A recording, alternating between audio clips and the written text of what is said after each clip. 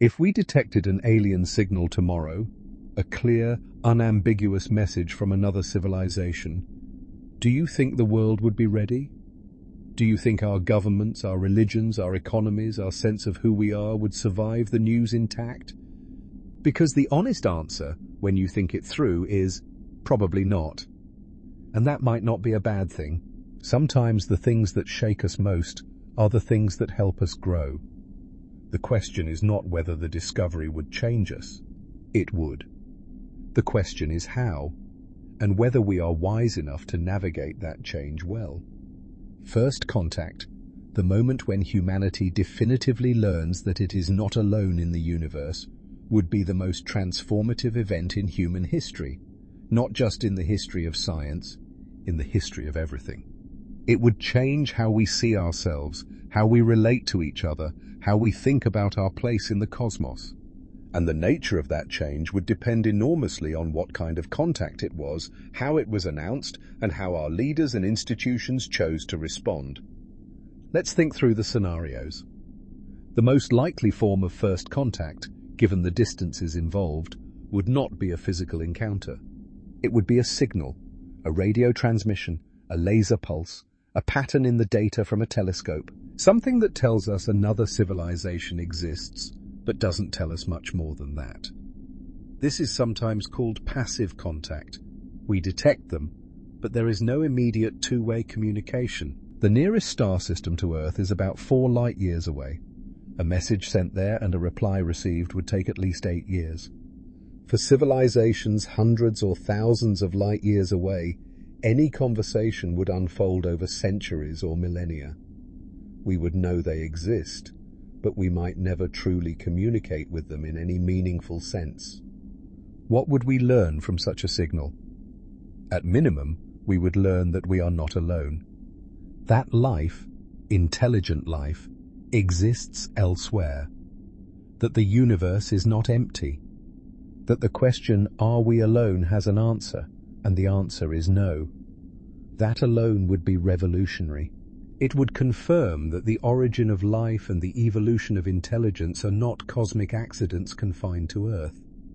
It would suggest that the universe is, in some sense, alive, populated with minds, with civilizations, with histories we know nothing about. The philosophical and scientific implications would be immediate and profound. The psychological impact would be enormous. For most of human history, we have placed ourselves at the center of the universe, literally in the geocentric model, and figuratively in our sense of cosmic importance.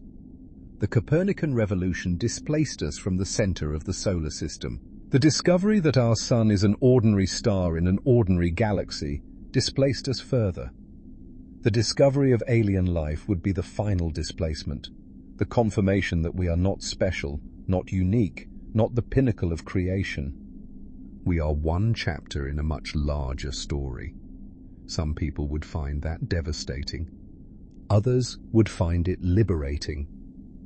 The history of how humanity has responded to previous displacements suggests that the initial shock is followed by adaptation and eventually by a new and richer understanding of our place in the cosmos. But the impact would not be purely psychological. It would be practical and political as well. The question of how to respond to a signal, whether to respond, what to say, who speaks for humanity, would immediately become a matter of international politics. There is no global institution with the authority to make that decision on behalf of all of humanity.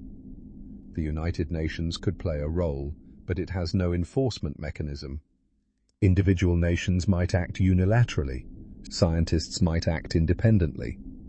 The potential for conflict, not with the aliens but among ourselves, would be real. History suggests that humanity does not always respond to shared challenges with unity and wisdom.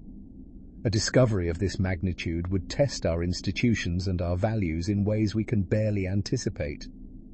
And then there are the religious implications. Every major religion on Earth has a cosmology, a story about the nature of the universe and humanity's place in it.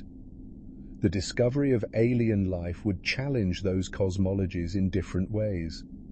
Some religious traditions would adapt relatively easily, Many theologians have already thought about the implications of alien life and concluded that it is compatible with their faith. The Vatican has its own astronomical observatory and has stated publicly that the existence of extraterrestrial life would not contradict Catholic doctrine. Others might find it more difficult. The history of religion suggests that it is remarkably adaptable, but the process of adaptation is not always smooth or peaceful. Now let's consider a more dramatic scenario. Physical contact. Not a signal from a distant star, but an actual encounter. A spacecraft, a probe, a physical object of clearly artificial origin. This scenario is far less likely in the near term, given the distances involved, but it is not impossible, and it raises a different set of questions. If an alien civilization has the technology to send a physical object to our solar system, it is almost certainly far more advanced than we are. The implications of that asymmetry are profound. History on Earth provides some cautionary examples of what happens when a technologically advanced civilization encounters a less advanced one, and the outcomes for the less advanced civilization have not always been good. But it is also possible that a civilization advanced enough to cross interstellar space would have moved beyond the territorial and competitive instincts that have driven conflict on Earth. Perhaps the very process of becoming a spacefaring civilization requires a level of cooperation and wisdom that makes aggression unlikely. Perhaps a civilization that has survived long enough to develop interstellar travel has also solved the problems of resource scarcity and existential conflict that drive violence on Earth.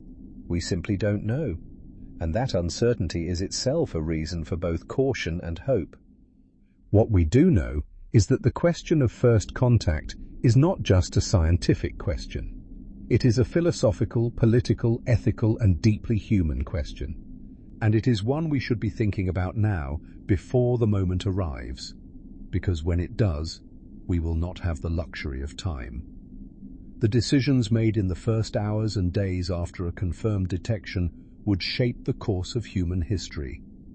We owe it to ourselves, and to whatever is out there, to think carefully about how we want to respond. If you're as fascinated by these questions as I am, subscribe and stay with the series, because in the next episode we're going to zoom out even further and think about civilizations that may have been evolving for billions of years.